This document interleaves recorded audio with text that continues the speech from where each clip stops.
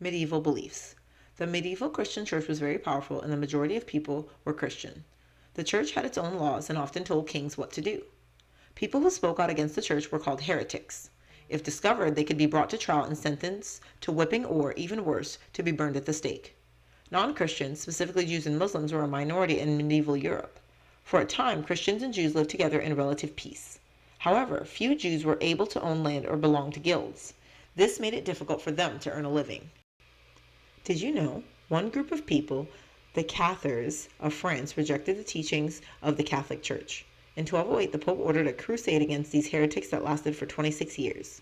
During this time, crusaders slaughtered, tortured, and burned thousands of Cathars in bonfires until there were none left. To make money, many Jews became moneylenders or usurers. Part of a usurer's job was to collect unpaid debts. This didn't make the Jews very popular, but it did make them wealthy. In 1290, King Edward I of England ordered every Jew to leave his domain. They were allowed to take their personal property, but land was turned over to the crown. The Jews weren't allowed to return until 1655. Prior to the spread of the Christian religion, people's spiritual practices varied according to their personal beliefs and probably influenced somewhat by the region in which they lived. These people followed pagan beliefs, though paganism isn't a single religion. Paganism included any type of worship that was not Christian, Jewish, or Islamic.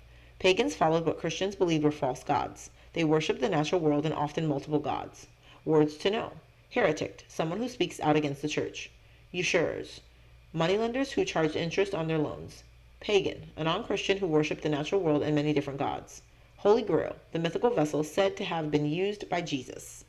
The church forced many pagans to convert to Christianity. Even so, those people couldn't quite give up many of their traditional beliefs or the woodland gods that were familiar to them.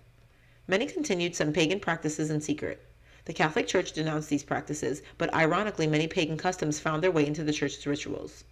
Even the story of the legendary Holy Grail, a story that is Christian in nature, apparently has roots in pagan lore, as does the tradition of bringing an evergreen tree inside to celebrate Christmas. Did you know some medieval magicians were considered alchemists?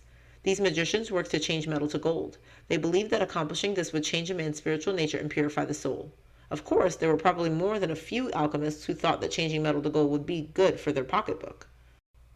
Witchcraft and sorcery. Today we imagine that witches wear tall, pointy black hats, have warts on their noses, and fly on broomsticks. Turning a witch into a comical character could have made the possibility of witches less scary. During medieval times, witches, or people thought to be witches, looked much like you do. Sorcerers and witches were humans who didn't follow the rules of the church. They predicted the future by examining entrails or guts, bones, numbers, mirrors, water, or wine. In an attempt to understand the universe, they studied herbs, plant, rocks, animals, and the stars. They cast spells and said incantations in an effort to make things happen.